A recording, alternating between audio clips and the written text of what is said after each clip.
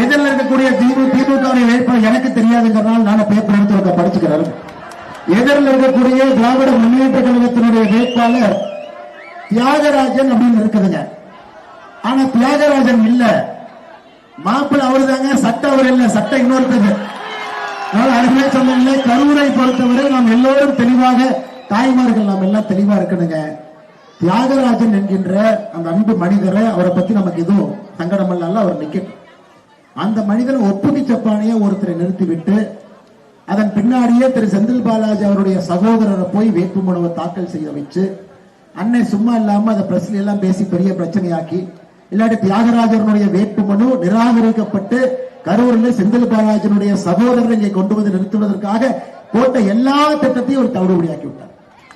இன்னைக்கு மறுபடியும் வேறு வழி இல்லாம கரூர்ல திமுகவுடைய வேட்பாளராக திரு தியாகராஜன் அவர்கள் நின்று கொண்டிருக்கின்றார்கள். எதற்காக இதை நான் சொல்றேன்னாங்க, இந்த தொகுதியிலிருந்து மாறி கோயம்புத்தூர் தெற்கு தொகுதிக்கு வந்திருக்கக்கூடிய திரு செந்தில் பாலாஜி அவர்கள் கரூர்ல இருந்து அவரு மட்டும் வரலீங்க, 18 திமுக காரங்களை கூடவே கூட்டு வந்திருக்கிறார்.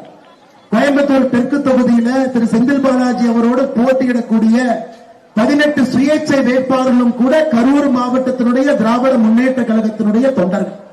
18 பேர் சுயேட்சையாக கோயம்புத்தூர்ல போட்டி போடுறாங்க. எதற்குங்க?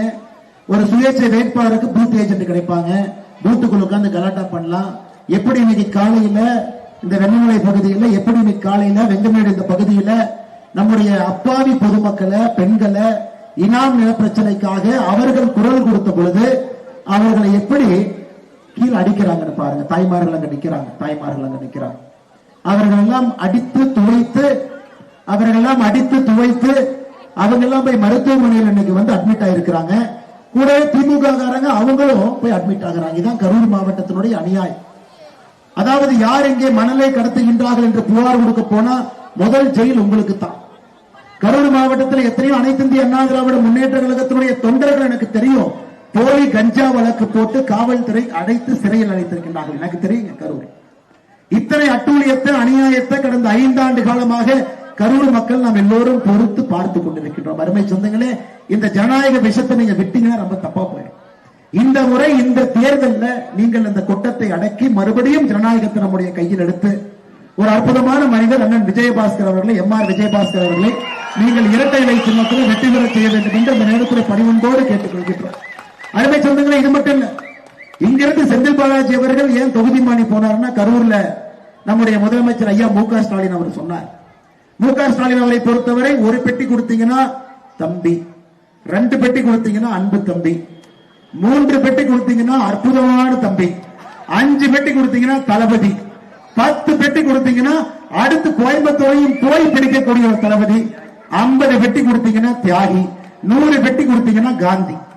இது நீங்க எல்லாருமே கரூர் மக்கள் பார்த்து பார்த்து உங்களுக்கு சலிச்சு போயிருச்சு. இதே மண்ணில் இதற்கு முன்பு எதிர்க்கட்சி தலைவராக இருந்த ஸ்டாலின் அவர்கள் இங்க வந்து செந்தில் பாலாஜி அவர்களை மட்டுமல்ல சகோதரரையும் 2 பேருமே திருடினாங்க, 2 பேருமே ஊழல்வாதிகள் சொன்னாங்க. அப்ப பெட்டி போகல. பெட்டி போக ஆரம்பித்ததிலிருந்து தம்பி, அன்பு தம்பி, தளபதி, தியாகின்னு ஒரு பட்டமாக கொடுத்து இதையெல்லாம் நாமளும் பார்த்து கொண்டிருக்கின்றோம். அருமை சொந்தங்கள், அதனால்தான் இன்னைக்கு கோயம்புத்தூருக்கு ஏன் தப்பி ஓடுறாருன்னா, தெளிவாக நமக்கு கரூரில் இருக்கக்கூடிய நமக்கு தெரியும், செந்தில் பாலாஜி திராவிட முன்னேற்ற கழகம் கரூர் சட்டமன்ற தொகுதியில இங்கே நின்றிருந்தால் வரலாறு காணாத ஒரு தோல்வியை இங்கே சந்தித்திருப்பார் என்கின்ற புறமுதுகு காட்டி அது தெரிஞ்சிருங்கம்மா. தாய்மார்களுடைய கண்ணை பார்த்தாவே தெரிஞ்சிடும். இங்க தாய்மார்கள் அத்தனை பேர் பின்னாடி நிக்கிறாங்க. தாய்மார்களுடைய கண்ணை பார்த்தா அந்த அன்புல தெரிஞ்சிடும் நமக்கு ஓட்டு போடுவாங்களா போட மாட்டாங்களா. தாய்மார்கள் கண்ணிலே தெரியும். அதையெல்லாம் 6 மாதம் பார்த்து புறமுதுகு காட்டி இங்கிருந்து ஓடி போனவர் செந்தில் பாலாஜி என்பதை நாம் மறந்துவிடக் கூடாது. அருமை சொந்தங்களே, உங்களுக்கு ஒரு நல்ல செய்தியை நாம கொடுக்கிறோம். கோயம்புத்தூர்ல அங்கே ஒரு அற்புதமான அனைத்து இந்திய அண்ணா திராவிட முன்னேற்ற கழகத்தினுடைய இன்றைக்கு எம்எல்ஏவா இருந்தவர், அதே தொகுதியில் எம்எல்ஏவா இருந்தவர் அம்மன் அர்ஜுன் அவர்கள் எப்படி பிரச்சாரம் பண்றாருன்னா, ஒரு இடத்துக்கு போவார். அக்கா நாம போட்ட குழாய் தண்ணி தானே, அந்த குழாய் தண்ணியில இருந்து தண்ணி கொடுங்கக்கா. அக்கா அதை நாம போட்ட ரோடு தானே, வாங்கக்கா. அந்த மாதிரி ஒரு மனிதரையும் கூட பெயர் சொல்லி அழைக்கக்கூடிய அம்மன் அர்ஜுன் அவர்களுக்கு எதிராக செந்தில் பாலாஜி அங்க போயிருக்கிறார்.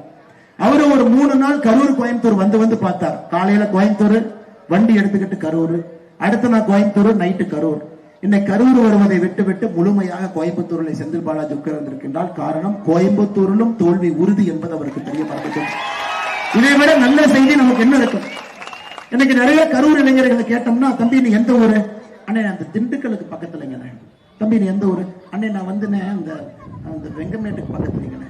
கரூர்னு சொல்வதற்கே நிறைய இளைஞர்கள் இன்னைக்கு வைக்கப்படுறாங்க. ஏன்னா இந்த கரூர் கம்பெனிங்கிற பேர் மட்டும்தான் பல இடத்துல கேட்குது. கரூர் கம்பெனி இந்த டாஸ்மார்க் வந்த பிறகு கரூர் கம்பெனி 30% இந்த சரக்கு பாட்டில கொண்டு போய் அவங்களே பார்ல வச்சு வித்து, அரசுக்கு தெரியாம இந்த 30% மதுபான பாட்டிலுக்கான பணத்தை வாங்கி வாங்கி அதை வசூல் பண்றது ஒரு கரூர் கம்பெனி. அதனால அருமை சொந்தங்களே, இந்த கரூருக்கு ஏற்பட்டிருக்கக்கூடிய இந்த கெட்ட பேரை எல்லாத்தையும் இந்த தேர்தல் நாம் துடை தெரிந்து விட்டு நாம் நெஞ்சுரத்தோடு நிற்பதற்கான ஒரு தேர்தலாகத்தான் இந்த தேர்தலை நான் கரூர் மக்களுக்கு நான் பார்க்கின்றேன். அருமை சொந்தங்கள், ஒரு பட்டி 2 பட்டி இல்லைங்க, 250 பட்டி. கரூர் சட்டமன்ற தொகுதியில 250 பட்டி. வெளிய பட்டிக்கு பேர் வச்சிருக்கிறாங்க, முனியாண்டி மெஸ். தோசை 5 ரூபாய், பரோட்டா 3 ரூபாய் எழுதி வச்சிருக்கிறாங்க. அந்த பட்டி திறந்து பார்த்தா மக்களை கொண்டே அடைப்பதற்காக. அது அண்ணன் விஜயபாஸ்கர் அவர்கள் சென்னையில் நான் சந்தித்த பொழுது அதையெல்லாம் போட்டோ எடுத்து ஆவணத்தோடு வந்து தலைமை தேர்தல் அதிகாரியை சந்திச்சிட்டு இருந்தார். அண்ணன் எனக்கு எதாச்சியா சென்னையில பார்த்து என்ன இங்க பண்ணிட்டு இருக்கிறீங்க தம்பி, 250 பட்டி போட்டு வச்சுட்டான். அதை எல்லாத்தையும் கொண்டு வந்து பார்த்து தேர்தல் ஆணையம் சொல்லிவிட்டார்கள், 250ல ஒன்ன கூட தரக்கூடாது.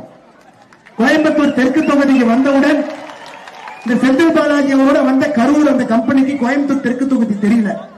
அவங்களும் ஒரு நாள் சுத்தி பார்த்து என்னன்னு எங்க பட்டியை போட முடியல, எப்படிங்க பட்டி போடுறது, வீடுகளாக இருக்கக்கூடிய பகுதியில் எப்படி பட்டி போடுவேன், அதனால் பட்டி போட முடியாது என்று தெரிந்த பிறகு அங்கிருந்து கிளம்பி அந்த கும்பல் போயிருச்சுங்கம்மா. எதற்காக நான் சொல்லுகின்றேன் என்றால், நாம் தெளிவாக இருக்க வேண்டும். இந்த முறை 5 ஆண்டு காலம் தமிழகத்தினுடைய வளர்ச்சியை வீணாக்கி விட்டோம். இந்த முறை அண்ணன் எடப்பாடி பழனிசாமி அவர்கள் மே 4ஆம் தேதிக்கு பிறகு தமிழகத்தினுடைய முதலமைச்சராக பொறுப்பேற்பது உறுதி என்று நமக்கு தெரியும். ஏன்னா நாம் எதற்காக காத்திருக்கின்றோம், நாங்க மத்திய அரசுடைய திட்டங்கள் எதுவுமே தமிழ்நாட்டுக்கு வர்றதெல்லாம் தடுத்து வச்சிருக்கிறோம். ஏழை மக்களுக்கு நாம 2024 தேசிய ஜனநாயக கூட்டணி பாரதிய ஜனதா கட்சி பிரதமர் மோடி 2024 தேர்தல் அறிக்கையில் சொல்லி இருக்கின்றோம் 3 கோடி வீடுகள் ஏழைகளுக்கு கட்டி கொடுப்போம். ஆனா தமிழ்நாட்டுக்குள்ள 2025-26 வீடே எட்டி பார்க்கணும். ஏன்னா எந்த அப்ளிகேஷன் ஃபார்மே இங்கிருந்து மேல போகல. அதனால ஒரு பாரதிய ஜனதா கட்சியினுடைய தொண்டனாக பொதுமக்களாக நாம் எதிர்பார்ப்பது மத்திய அரசோடு இணக்கமாக இருக்கக்கூடிய ஒரு ஆட்சி இங்க இருக்கு. ஒரு கை தட்டினா சத்தம் இல்ல, 2 கை சேர்ந்து தட்டினா சத்தம். மேலே மோடி ஐயா அவர்களும் கீழே எடப்பாடி அவர்களும் ஒன்றாக இருக்கும் பொழுது நாம் அதை பார்ப்போம் என்கின்ற ஒற்றை கருத்துல ஒற்றை நம்பிக்கையில நாம் எல்லோரும் இங்க நின்று கொண்டிருக்கின்றோம். அருமை சொந்தங்களை, இதுல செந்தில் பாலாஜி போன்ற ஒரு தீய சக்திய எனக்கு திராவிட முன்னேற்ற கழகத்துக்கே உங்களுக்கு தெரியும். திராவிட முன்னேற்ற கழகமே ஒரு தீய சக்தி. செந்தில் பாலாஜி அவர்கள் இணைந்த பிறகு தீய சக்தி ஸ்கொயராக அது மாறி இருக்கிறது, 2 தீய சக்தி சேர்ந்து. அதனால் இந்த முறை கரூரில் நாம் தெல்ல தெளிவாக இருக்க வேண்டும். நமக்கு இவர்கள் வேண்டாம் என்பதிலே தெல்ல தெளிவாக இருக்க வேண்டும். அருமை சொந்தங்களே, இன்னைக்கு நம்முடைய 100 நாள் வேலைவாய்ப்பு திட்டத்தினுடைய சொந்தங்கள் இங்கே இருக்கின்றனர். 100 நாள் வேலைவாய்ப்பு திட்டத்தினுடைய சொந்தங்கள் கரூர் மாவட்டத்தில் மிக அதிகமான பயனாளிகள் இருக்கக்கூடிய ஒரு மாவட்டம் இது. அன்பு நண்பர்களே, சொந்தங்களே, தாய்மார்களே, நன்றாக நீங்க புரிஞ்சுக்கணும். இன்னைக்கு திராவிட முன்னேற்ற கழகத்தினுடைய பிரச்சாரம் பாரதிய ஜனதா கட்சி அதிமுக சேர்ந்தாங்கன்னா இந்த 100 நாள் வேலைவாய்ப்பு திட்டத்தை நிறுத்தி விடுவார்கள். 2014 டெல்லியில் நாம் ஆட்சியில் இருக்கின்றோம். நீங்க சொல்லுங்க, ஒரு நாள் ஒரு திட்டத்தை ஒரு நேரத்துக்கு நாம் நிறுத்தி இருக்கின்றோமா? நீங்க சொல்லுங்க. 12 ஆண்டுகள் ஆச்சு. இன்னைக்கு தமிழகத்திற்கு கடந்த 5 ஆண்டுகள்ல 100 நாள் வேலைவாய்ப்பு திட்டத்திற்கு நாம் 46,000 கோடி ரூபாய் ஒதுக்கி இருக்கின்றோம். 46,000 கோடி. இந்தியாவில் அதிகப்படியாக ஒரு மாநிலத்திற்கு நாம் கொடுத்த நிதி தமிழ்நாட்டுக்கு தாங்க அதிகப்படியா 46,000 கோடி கொடுத்திருக்கோம். எந்த மாநிலத்துக்கும் இவ்வளவு பணம் நம்ம கொடுக்கல. நாம் ஆளுகின்ற பீகார் மாநிலம் தமிழகத்தை விட அதிக மக்கள் தொகை இருக்கக்கூடிய பீகார் மாநிலத்துக்கு 32,000 கோடி தான் நம்ம கொடுத்தோம். அதனால் அருமை சொந்தங்களே, நாம் தெளிவாக இருப்போம். எந்த பை பிரச்சாரம் வேண்டாம். இன்னொரு பை பிரச்சாரம், அனைத்து இந்திய அண்ணா திராவிட முன்னேற்ற கழகம் பாரதிய ஜனதா கட்சியோட சேர்த்துட்டாங்களாமா, ஆனால் டெல்லியில் இருந்து நாம அதிமுகவை நம்ம வந்து குடிக்க போறோம். அருமை சொந்தங்களே, நாம் தெளிவாக இருக்க வேண்டும். இன்னைக்கு 5 ஆண்டு காலமாக இவங்க என்ன செஞ்சாங்கன்னு சொல்றது துப்பில். அனைத்து இந்திய அண்ணா திராவிட முன்னேற்ற கழகத்தை பொறுத்தவரை ஒரு தூய புனித மனிதர், புரட்சி தலைவர்கள் ஆரம்பித்த கட்சி. 77 இருந்து நீங்க சரித்திரத்தை பாத்தீங்கன்னா இந்தியாவில் ஒரு பிராந்திய கட்சி அதிகப்படியாக ஆட்சியை பிடிச்சிருக்குன்னா அனைத்து இந்திய அண்ணா திராவிட முன்னேற்ற கழகம் ஒரு பிராந்திய கட்சியா. 9வது அட்டவணையில நம்முடைய ரிசர்வேஷனை கொண்டு போய் புரட்சி தலைவி அம்மா அவர்கள் வைத்த பொழுது இந்தியாவில் எந்த முதலமைச்சருக்கும் அந்த துணிவில்லை. அது செய்து காட்டியவர். அனைத்து இந்திய அண்ணா திராவிட முன்னேற்ற கழகத்தை பொறுத்தவரை இதை நான் திரும்ப ஏன் ஒரு பாரதிய ஜனதா கட்சியின் தொண்டராக நான் சொல்லுகின்றேன் என்றாலுங்க, அது ஒரு தனிப்பட்ட இயக்கம், தனிப்பட்ட கொள்கை. அவங்க தமிழ்நாட்டில் தொடர்ந்து ஆட்சியில் இருக்கிறாங்க. பாரதிய ஜனதா கட்சியை பொறுத்தவரை நாம் இந்த கூட்டணியில் ஒன்றாக திராவிட முன்னேற்ற கழகத்தை வீழ்த்துவதற்காக நாம் இருக்கின்றோம். அப்படி இருக்கும் பொழுது அதே குற்றச்சாட்டம் நான் திமுகவுக்கு வைக்கிறேன். காங்கிரஸ் இன்னைக்கு ராகுல் காந்தி அவர்கள் பாலக்காட்டில் பிரச்சாரத்தை முடித்துவிட்டு ஏப்ரல் 6ஆம் தேதி கோயம்புத்தூருக்கு வர்றாரு. கோயம்புத்தூர் விமான நிலையம் இருப்பதே கவுண்டம்பாளையம் தொகுதி. கவுண்டம்பாளையத்துடைய வேட்பாளர் காங்கிரஸ் வேட்பாளர். வெளியே வந்து பிரச்சாரம் கூட பண்ணல. விமான நிலையத்தில் வந்து அடுத்த விமானத்தை பிடிச்சு போயிட்டார். புதுச்சேரியில் நானும் பிரச்சாரத்தில் சென்றிருந்தேன். அங்க ராகுல் காந்தி அவரும் பிரச்சாரம் பண்ணிட்டு இருந்தார். எங்கேயும் கூட ஸ்டாலின் என்கின்ற பெயரை சொல்லல. எங்கேயும் கூட திமுகங்கிற பெயரை சொல்லல. தமிழகத்தில் உறுதியாக காங்கிரஸ் திராவிட முன்னேற்ற கழகத்தினுடைய கூட்டணி இந்த பிஞ்ச செருப்பு வார போட்டு ஒட்டி வச்ச மாதிரி தாங்க இருக்குது. எப்ப வேணாலும் அந்த செருப்பு அங்கு போய்.